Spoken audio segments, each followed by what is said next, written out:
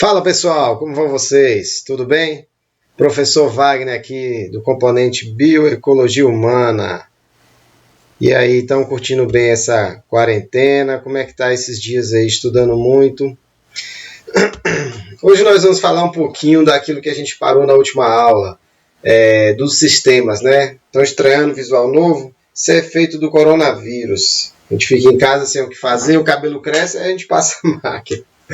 Galera, vamos estudar um pouquinho mais sobre sistemas, vamos falar um pouquinho sobre isso, né? Nós falamos na aula passada sobre sistema circulatório, sistema digestório, e a gente precisa abordar outros sistemas, que eu pedi que vocês buscassem informações, estudassem um pouquinho sobre eles e pudesse a gente compartilhar com isso. Cheguei a fazer aquela consulta através da enquete lá no SIGA, só que algumas pessoas me informaram que não teriam condições de acompanhar a aula. A ideia era fazer como uma live para ter uma interação com vocês. Mas a gente entende, né? Não é todo mundo que tem acesso à internet, infelizmente. Mas então eu segurei isso por uma semana, mas eu resolvi fazer esse vídeo gravado, vou estar disponível e quem não assistiu no momento possa assistir depois. A ideia é que algum conteúdo seja produzido e vocês também não fiquem de fato sem ter contato com a gente, né? Eu acho que é muito bom essa aproximação com vocês de alguma maneira. O SIGA eu acho muito frio, mas eu acho que o vídeo a gente consegue trocar um papo legal. E se pudesse ser uma live que a gente pudesse interagir, a gente discutir dúvidas, aí as coisas rendem e fica bem bacana. Bom, eu estou aprendendo a mexer com isso aqui, eu não sou um youtuber, né? Mas estou aprendendo a lidar com essas ferramentas aqui para a gente poder compartilhar a tela, mostrar alguma coisa, mas inicialmente nós não vamos fazer nada disso aqui não, vamos só gravar o que tiver, alguma imagem aqui, a gente tenta colocar, vocês perdoem o amadorismo ainda aqui nesse processo, mas a ideia é que a gente faça uma coisa bem legal.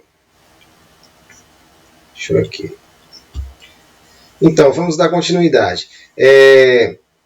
Você que é de um outro componente, que porventura pegou essa aula, está assistindo no YouTube, alguma coisa dessa natureza, e deseja se aprofundar nesse conhecimento, então quando a gente está estudando aqui no nosso componente de bioecologia humana, um minutinho só que meu filho entrou aqui. Então, desculpe mais uma vez. Se você está assistindo esse componente, essa videoaula aí, achando, vou aprender um pouquinho mais dos sistemas, para a turma que é do componente sabe que é uma aplicação mais superficial para a gente entender o contexto desses sistemas, tanto para o homem como para os outros animais. E hoje nós vamos começar falando sobre sistema respiratório. Vamos lá. Então, o sistema respiratório, ele é um sistema extremamente complexo e extremamente eficiente. É muito interessante a gente entender o sistema respiratório. Mas aí, professor, o que é o sistema respiratório? Isso é muito simples, é só os pulmões funcionando que captam o oxigênio e transmitem isso para o sangue. Será que é mesmo? Será que essa respiração ela começa aí? Então, deixa eu te mostrar isso aqui.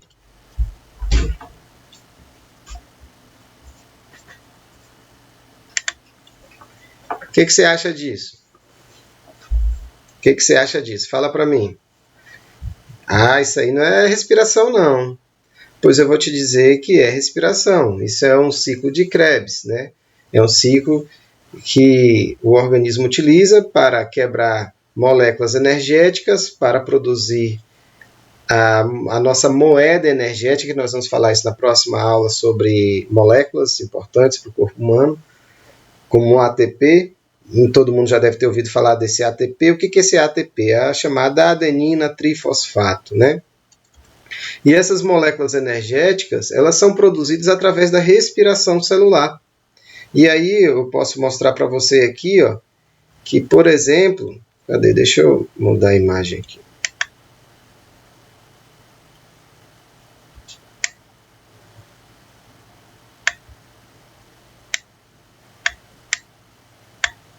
Vou mudar essa cena aqui.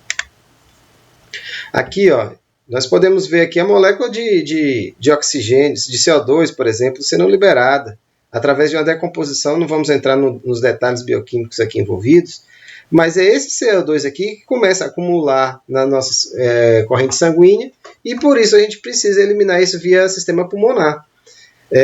Então, essa respiração, quando a gente fala de sistema respiratório, a gente tem que pensar que a respiração começa dentro das células.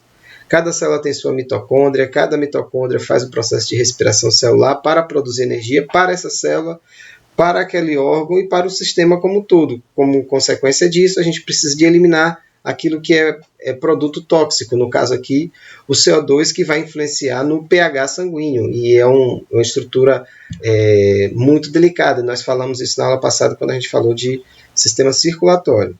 Então, vamos seguir o barco aqui.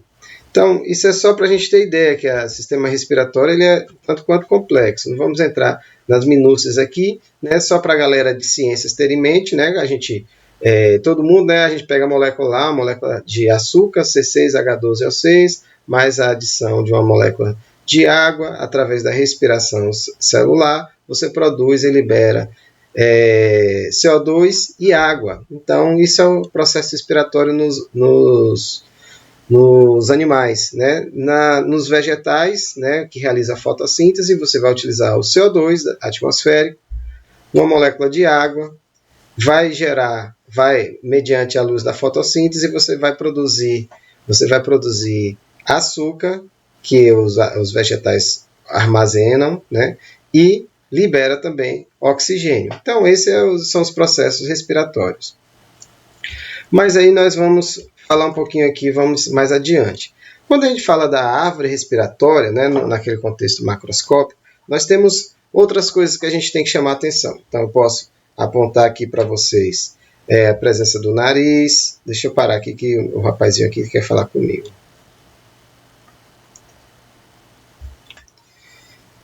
Então, desculpe aí, turma, continuando.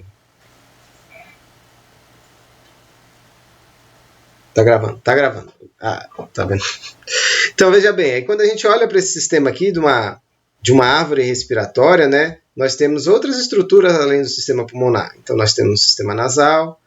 Qual a função desse nariz? É captar oxigênio. Né? Simplesmente assim, será? É simplesmente captar oxigênio a função do nariz? Então, vou voltar aqui. Essa imagem aí do nariz. Vou deixar só a imagem, tirar eu aqui, que eu não estou acrescentando em nada aqui. Opa, desculpe.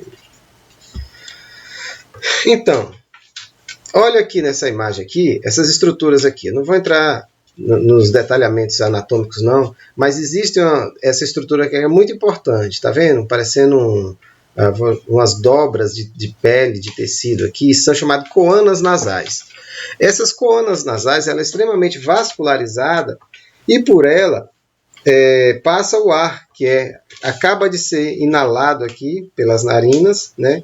E quando esse ar passa por aqui, ele é aquecido, isso mesmo. Então, já existe uma troca de temperatura entre o sangue, que vasculariza aí, resfriamento desse sangue, naturalmente aquecimento desse ar, para que ele possa descer via nasofaringe, orofaringe e laringofaringe e pegar o sistema pulmonar aqui na frente. Então, aqui nós temos um sistema de captação de ar, nós temos pelos que servem para limitar a entrada de micro-organismos, de poeira, que possa gerar irritações nesse sistema. E o sistema oral também, que acaba captando o ar, que a gente pode respirar também com a boca aberta. Aqui nesses sistemas nós temos a importante presença dessa estrutura aqui, que é chamada de epiglote. É um sistema que se fecha quando a gente ingere alimento ou bebida. Esse fechamento do epiglote é justamente para isso aqui, dobra-se aqui, fecha, e aí o alimento pode passar aqui por detrás e desce aqui, que vai para o estômago. Essa estrutura aqui vai ser o esôfago. E o ar desce pelas cordas vocais, pela laringe aqui, laringofaringe, laringe, desce aqui via traqueia e vai para os pulmões. Né? Então, esse é a condução do ar que vai ser trocado. Esse ar ele vai descer por uma traqueia, que vai se dividir através de uma cartilagem aqui que se chama carina, e ela se fraciona, né? Nós temos O que chama a atenção de vocês aqui, um pulmão em relação ao outro. Então, nós temos um pulmão esquerdo e um pulmão direito, né? O que nós temos de diferença aqui? Observe, no pulmão esquerdo, nós temos 2 lóbulos, e no pulmão direito, nós temos 3 lóbulos pulmonares. Consequentemente, na segmentação dos brônquios, nós teremos brônquios principais, mais brônquios principais aqui do lado direito do que do lado esquerdo, né? E, consequentemente, a partir desse... O que é um brônquio principal, professor? Um brônquio principal é uma ramificação dessa estrutura aqui, ó, a ramificação da traqueia. Quando esse brônquio principal aqui se ramifica, ele vai sofrer outra ramificação. Observe e vai formar um exemplo como uma árvore. Aqui nós temos um esquema, né? Traqueia, brônquio principal, brônquio segmentar, ou também chamado de brônquio lobar. Por que brônquio lobar? Porque ele vai para cada lóbulo do pulmão. Depois nós temos o bronquíolo, e depois o brônquio terciário, depois bronquíolo e bronquíolos terminais. Lá nos bronquíolos terminais, que vai ser essa projeção aqui, nós vamos ter a presença dos alvéolos pulmonares. O que é um alvéolo? O alvéolo é essa aberturazinha aqui, tá vendo? Olha a ponta do mouse aí. Então, isso aqui é um alvéolo pulmonar. É nessa região onde ocorre a troca gasosa. Aqui, analisando esse corte histológico aqui, cada aberturazinha dessa aqui é um alvéolo. Isso grande aqui, isso aqui é uma estrutura, é um brônquio terminal, tá vendo? Ele é bem maior. Quando você vai para a parte bem segmentar, você tem lá, ó, por exemplo, um saco alveolar. O que é um saco alveolar? É um saquinho como esse daqui, ó, só que cheio de alvéolos dentro. Cada aberturazinha dessa, vou mostrar aqui com minha mão. Então, cada aberturazinha dessa vai ser um alvéolo. Então, você tem sacos alveolares e ali ocorre a troca gasosa, né? Observe também nessa imagem que nós temos muita vascularização aqui, né? Nós temos vascularização arterial, pulmonar e linfática. Esses vasos, principalmente as veias, as vênulas e arteríolas, estão trazendo e levando o sangue. Esse sangue, ao passar na proximidade aqui desse alvéolo, então ele vai sofrer a troca gasosa. O oxigênio que vai estar presente nesse alvéolo, para que esse alvéolo esteja aberto, inicialmente, é necessário que exista um potencial de ação. Uma tensão superficial. Essa tensão superficial nessa membrana, que mantém esse alvéolo aberto, porque senão ele se fecharia quando você expiraria. Expirou, ele iria se fechar. Por que ele não se fecha? Ele mantém-se aberto. Porque existe um líquido, né? Esse líquido chama-se sulfactante, que é produzido pelas células que ali estão na proximidade, né? Células endoteliais, ali no endotélio do bronquíolo. E aí produz esse sulfactante que mantém esse alvéolo aberto. E aí a troca gasosa pode ocorrer. De um lado tem um excesso de oxigênio. Por trás, você tem o que passando?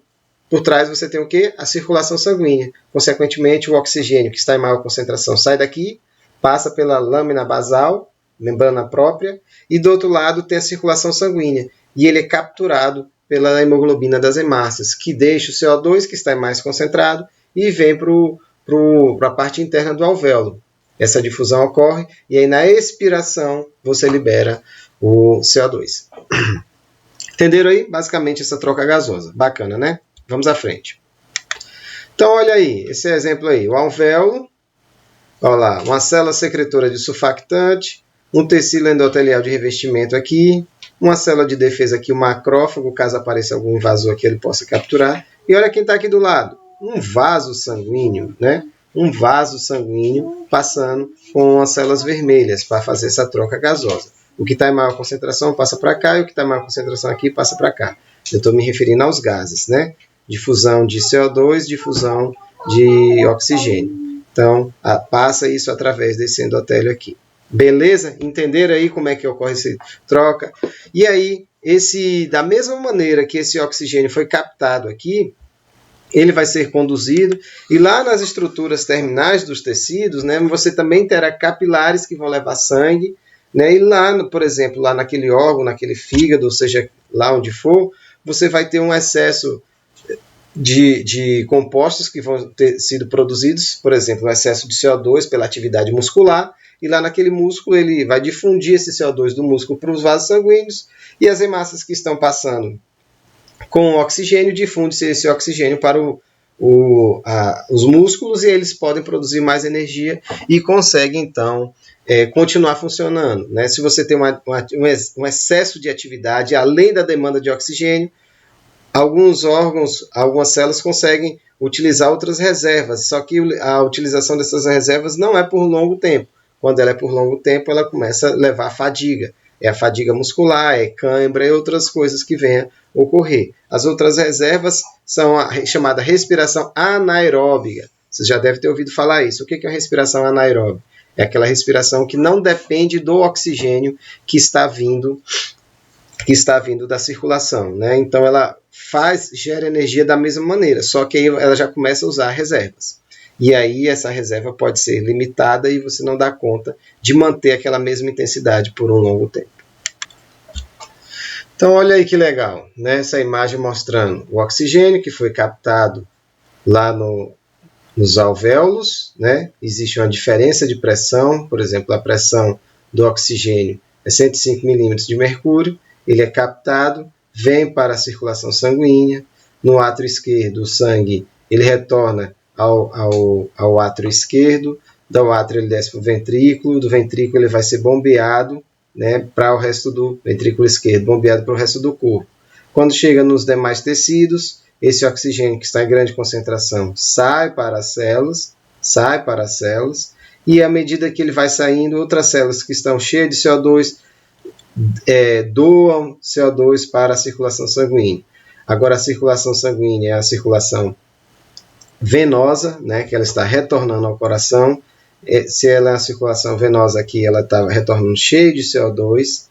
Esse CO2 chega lá no átrio direito, depois é bombeado pelo ventrículo direito, pelas artérias pulmonares. Esse sangue desoxigenado, sangue arterial, chega lá no pulmão, deixa o CO2, capta o oxigênio e esse caminho continua. Então, achei aqui uma imagem um pouquinho mais completa.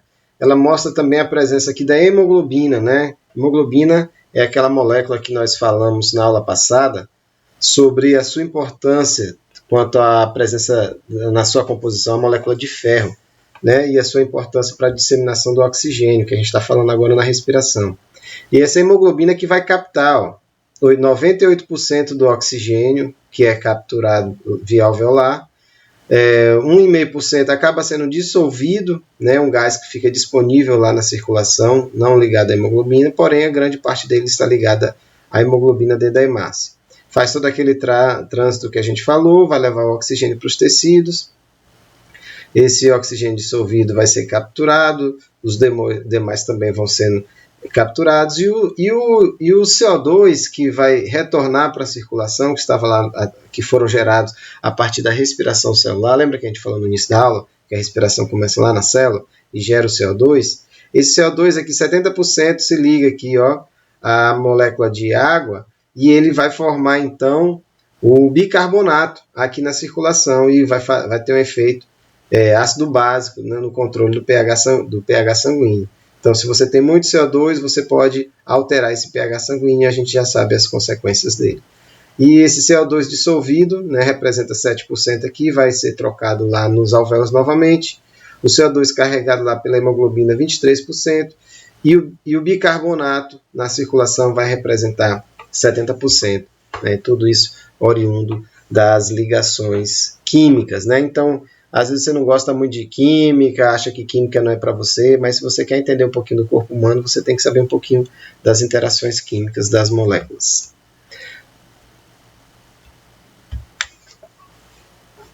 Bom, galera, então hoje é por aí. Opa, desculpe, deixei a imagem aqui. Tá, se a imagem está aí, eu vou explorar a imagem com vocês. Eu não ia mostrar que não era muito foco da aula.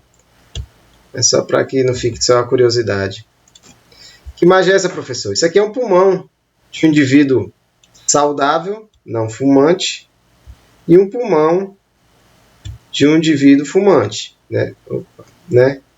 Então, o fumante, esse camaradinho aqui, ele não cuidou muito bem dos pulmões dele, e esse pulmão se aglomerou de nicotina e outros produtos tóxicos que geraram a impregnação e essa coloração diferenciada e certamente a diminuição da capacidade respiratória dele. Beleza? Bom, não é o foco de falar de patologias aqui. Bom, pessoal, por hoje é isso. A gente fala um pouquinho do sistema respiratório, como esse oxigênio difunde-se no nosso organismo, como ele é captado pelo sistema da nasofaringe, orofaringe e laringofaringe, até chegar nos alvéolos, como ele é trocado com a circulação, e aí esse oxigênio é difundido. Problemas na difusão sanguínea, como já foi abordado na última aula, o indivíduo tem diabetes, né? Por que ele tem lesões lá nas extremidades? Porque esse sangue não chega direito, porque não chega direito ao oxigênio, porque não consegue eliminar direito o CO2, e aí complica as interações celulares ali presentes, interfere no pH, que interfere na atividade de algumas enzimas e proteínas e a sua integridade, e consequentemente nós temos prejuízos. Beleza? Espero que vocês tenham gostado. Deixem comentários, seja aqui no YouTube, ou manda alguma dúvida lá para a gente no Siga, para quem é os alunos da turma. Eu vou ver também se a gente consegue fazer alguma live. Eu queria muito ter interação de dúvidas com vocês. Mas por hoje é isso. Nosso vídeo já está indo para 20 minutos, para que não fique muito cansativo. Na próxima aula, nós vamos falar de algumas moléculas interessantes, né, que são essenciais para a integridade do nosso corpo humano. E depois também eu devo mandar uma atividade para vocês lá no SIG. Beleza, galera? Espero que tenham gostado. Valeu!